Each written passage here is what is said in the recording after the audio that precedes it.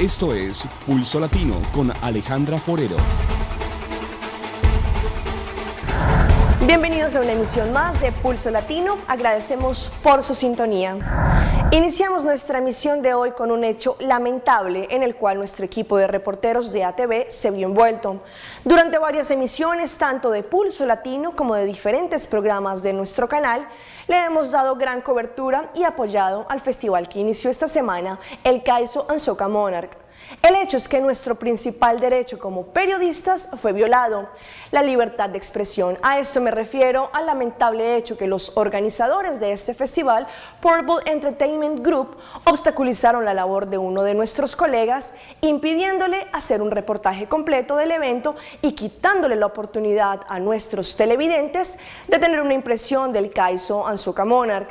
La gerencia de ATV lamenta el hecho que una compañía que es 100% de gobierno como Ceitar filtre la información y le dé exclusividad a Telearuba, analizando que ATV Canal 15 estuvo apoyando y dándole máxima cobertura a este evento. Esta es una situación que particularmente se podría simplificar como comunista, ya que están coartando la libertad de expresión y lo están haciendo a través de medios financiados por Ceitar. Pedimos disculpas tanto a los artistas, quienes seguramente no tienen nada que ver con esta situación y sí están haciendo un show impecable, y también a nuestros televidentes de Pulso Latino y de toda la programación de ATV por no poder cumplir con la cobertura completa de este evento como lo estábamos haciendo. Esperamos que esta situación sirva como un punto de referencia para el gobierno, para que entiendan que un medio de comunicación es una poderosa arma que debe ser 100% objetiva y no manipulada. Continuamos con otras noticias importantes, ya que Venezuela vive días de máxima tensión. Varias personas murieron y decenas resultaron heridas durante una serie de protestas que terminaron en violentos enfrentamientos en la celebración del Día de la Juventud. Este país vivió una dura jornada de enfrentamientos entre los estudiantes y el cuerpo policial. Esta protesta inició de una forma pacífica, pero en el transcurso del día, violentos enfrentamientos se desarrollaron en este país. Y hablando del tema de censura periodística, el canal de noticias NTN 24 fue sacado del aire de los televisores venezolanos. Esta situación ya se había presentado en este país con Radio Caracas. El Día de la Juventud, que sacó a las calles a estudiantes opositores y chavistas a defender sus visiones opuestas de país, terminó teñido de sangre. Y entran los colectivos de la parte del oficialismo y empezaron a accionar armas de fuego. La víctima en este episodio, un estudiante llamado Basil da Costa. Los hechos son confusos y las versiones contradictorias. Hasta ahora en el país tenemos 2 personas fallecidas. Tenemos también 23 lesionados a nivel nacional. El presidente de la Asamblea Nacional, Diosdado Cabello, confirmó que la otra víctima mortal es Juan Montoya, un militante chavista, en un incidente que el oficialismo calificó como una provocación de la oposición. El fascismo estaba allí, ahí en la fiscalía, y lo estaban cazando a un camarada íntegro. Según Cabello, se trataba de un líder del colectivo del barrio 23 de enero, bastión del chavismo en ese país. El presidente Nicolás Maduro anunció medidas para castigar a los involucrados en la caótica jornada. Están identificados en videos y fotografías todos los grupos, pequeños grupos fascistas que ejercieron la violencia en varias ciudades del país. Las redes sociales eran hoy un hervidero de imágenes publicadas por jóvenes de lado y lado que salieron a las calles para expresar o su apoyo al gobierno o su frontal rechazo. En el estado Mérida también se han presentado hechos violentos. Estas imágenes dan cuenta de lo sucedido este martes en una zona residencial donde se manifestaba la oposición. Un grupo de encapuchados dispara a los edificios y destroza varios carros. 4 personas resultaron heridas y la sombra de la violencia sigue acechando. Tenemos un completo reporte de lo que se vivió ayer en Venezuela y de cómo amanecen los habitantes de este país tras una jornada de violentos enfrentamientos. Vamos en directo con Adriana Andrade, corresponsal de nuestro canal aliado Venevisión. Sí, gracias, buenas tardes. Después de los hechos ocurridos ayer durante la marcha por la conmemoración del Día de la Juventud, la ciudad de Caracas amanece en calma pese a la orden de captura dictada por el Ejecutivo Nacional contra el dirigente de Voluntad Popular, Leopoldo López. Aunque esta información no ha sido oficializada por el gobierno, un diario importante de circulación nacional publicó la foto de la boleta de aprehensión donde rezan los siguientes cargos: asociación para delinquir, instigación para delinquir, intimidación pública, incendio de edificio público, daños a la propiedad, lesiones graves, homicidio y terrorismo. Se esperan en horas de la mañana declaraciones del partido que representa el dirigente político Leopoldo López, además de declaraciones de la rectora de la Universidad Central de Venezuela, Cecilia García Arocha. Recordemos que el día de ayer fallecieron 3 personas, 2 de ellos estudiantes, uno identificado como Basilda Costa y otro como Roberto Regman, además del integrante de un colectivo quien fue identificado como Julio Montoya. Durante la tarde de ayer, la fiscal general de la República, Luisa Ortega Díaz, informó que habían 23 detenidos. Sin embargo, se espera que sea hoy en horas del mediodía el ministro de Interior, Justicia y Paz, Miguel Rodríguez Torres, quien confirme la cifra de muertos, heridos y detenidos. Esta es la información que se genera a esta hora. Reporta para Alianza Informativa Latinoamericana desde Caracas, Adriana Andrade. En el barrio de Nor se llevó a cabo una noche de información con la comunidad de este barrio.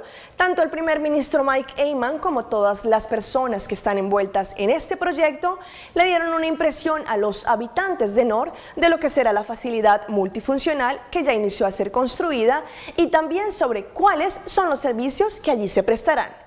Anoche en Nor se llevó a cabo una velada de información para dar a conocer los detalles de lo que será la facilidad multifuncional de este barrio, la cual ya se inició a construir.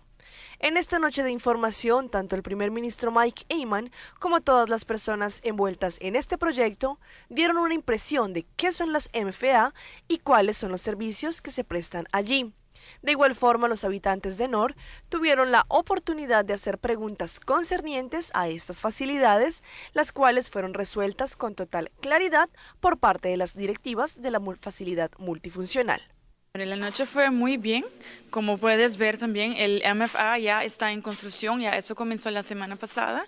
Invitamos a la gente del barrio mismo, pero en Aruba completo, para ver y para venir a hacer preguntas, para conocer el concepto del MFA y también para conocer sus preocupaciones del barrio, y esa información vamos a llevar para acabar el plan para el MFA. En esta noche de información varios temas fueron tocados, entre estos cuáles servicios se podrán encontrar allí, horarios de atención y espacios culturales que tendrán vigencia en estos nuevos edificios. Bien, diferentes temas que vinieron adelante, pero uno era el tráfico que hay aquí delante, que es un poquito peligroso, y eso vamos a llevar con el team de MFA para ver cómo podemos solucionar esto, y seguro cuando el edificio esté listo.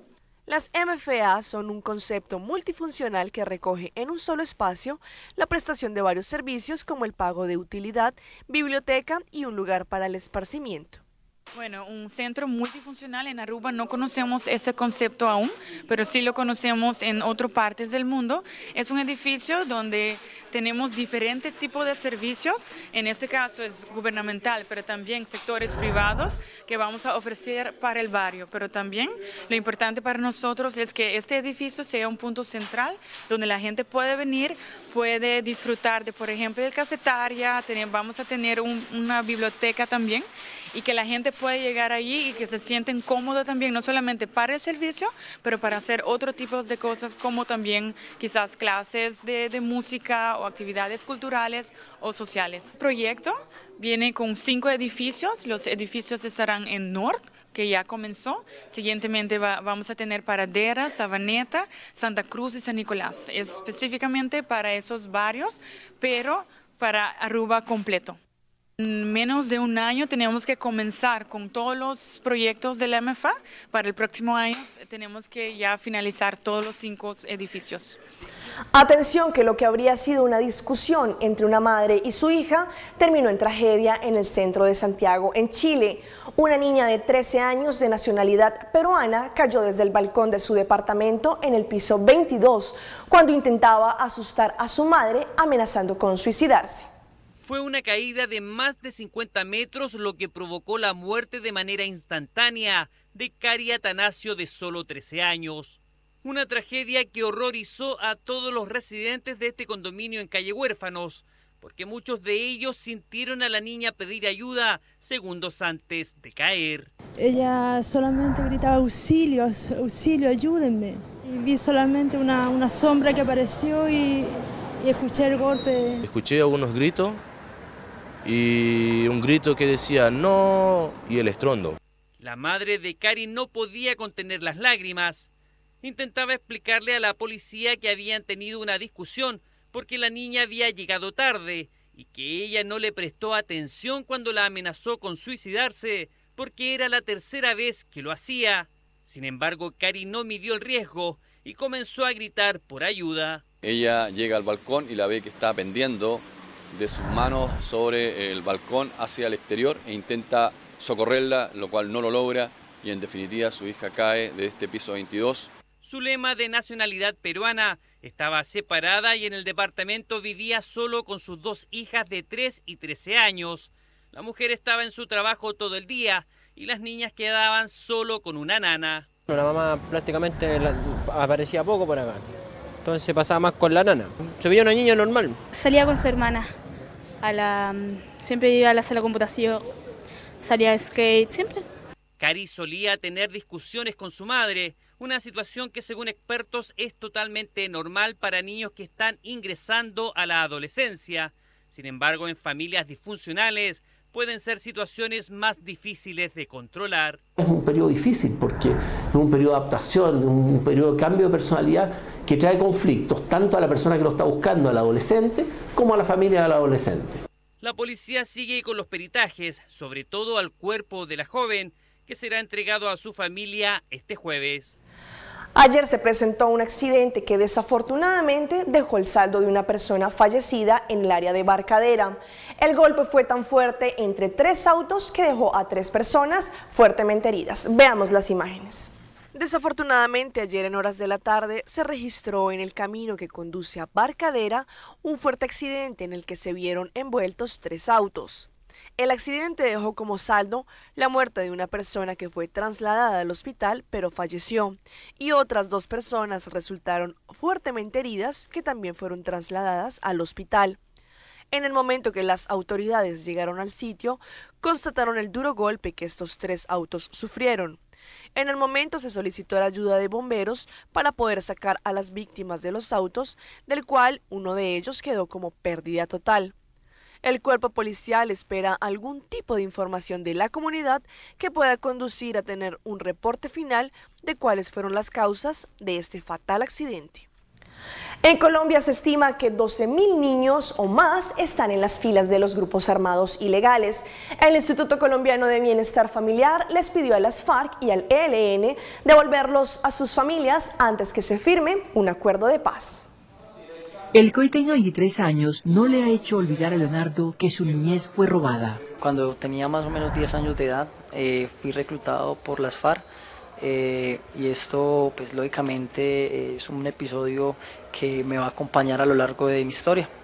Lógicamente era un niño que cursaba segundo de primaria y también a la par trabajaba para contribuir con los gastos de mi familia. En el 2000, cuando tenía 10 años y precisamente un 12 de febrero, fue llevado por la guerrilla de la FARC con otros niños reclutados en Vega Larga, Huila. Son casi 5 años de mi vida en los cuales viví situaciones que no son las más adecuadas para un niño de esa edad.